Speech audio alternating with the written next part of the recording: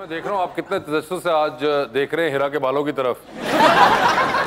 हिरा, आपको क्या अंदाजा था माशाल्लाह आपने जो लॉक्स लेकर आ रही हैं, आपके सामने कौन बैठा होगा जो कि डेड लॉक है? मेरे भी ऐसे ही थे जैसे आपके हैं ना। नहीं, वैसे मैं जहाँ भी जाती हूँ ना, लोग मेरे बालों को नोटिस करते हैं। नहीं, वो तो आप आम जगह पे जाती है तो आपके बालों को नोटिस करते हैं। आप आज देखें आई तो कहाँ पे हुई हैं, ये विन डीजल के पप्पो के लड़के हैं।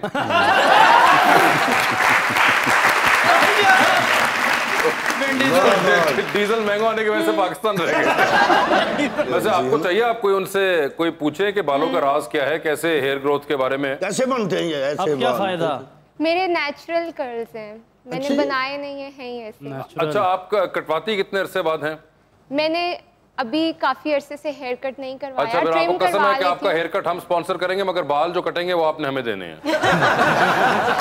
ठीक है। फैमिली में से कोई है ऐसा जिसके इस तरह के बाल? माय दादी हैज कर्ली हेयर, तो मेरे उनकी तरह। अच्छा, आपकी दादी के बाल ऐसे थे तब आप कैसे हैं? तो मेरे भी दादी के बाल नहीं चाहिए, मेरे भी